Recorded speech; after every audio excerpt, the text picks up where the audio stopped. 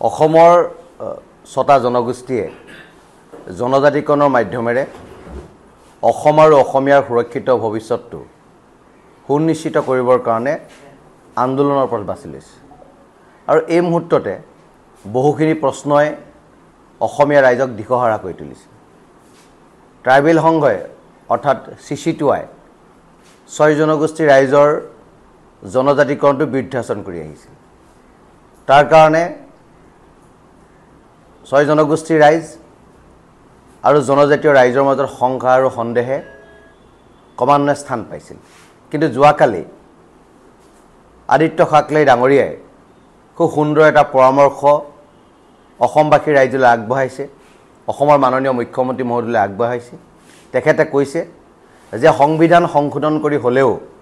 ছটা জনগোষ্ঠীক জনজাতিকৰণৰ মৰ্যাদা দিব লাগে আৰু কিন্তু এটো কথাৰ ওপৰত গুৰুত্ব প্ৰদান কৰিব লাগিব যাতে এক্সিস্টিং যিবিলাক ট্ৰাইবেল আছে তেখেত লোকৰ যাতে কোনো হানি বিঘিনি নহয় আৰু আমিও 6 জনগোষ্ঠী ৰাইজে হেতুৱে কৈছো যে যিসকল মানুহে জনজাতিৰ সুবিধাখিনি ভোগ কৰি আছে সাংবিধানিক অধিকাৰ ভোগ কৰি আছে তেখেত লোকৰ সুবিধা যদি আজি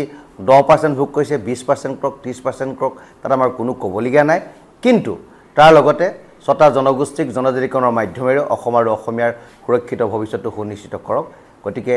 আজি অসমবাসী ৰাইজক এই শুভ বাৰ্তাটো আমি দিব ওলাইছো যে যিটোক লৈ চৰকাৰ সংকাত আছিল সংশয়ত আছিল 6 জনগোষ্ঠী ৰাইজ সংকাত আছিল সংশয়ত আছিল গতিকে সেইটো সংকাৰ আৰু সংশয় দূৰ কৰাৰ যি প্ৰস্তাৱ আদিত্য খাকলাই ডাঙৰীয়াই দিছে মই ভাবিছো যে আদিত্যতাই নেতৃত্ব এটা লওক যে এই এটা সুদূৰ প্ৰসাৰী কামৰ কাৰণে তেওঁ নেতৃত্ব লওক আমি তেওঁৰ লগতে থাকি আমি আগবাঢ়ি গুচি যাম অসম আৰু অসমীয়াৰ সুৰক্ষিত ভৱিষ্যতৰ স্বাৰ্থত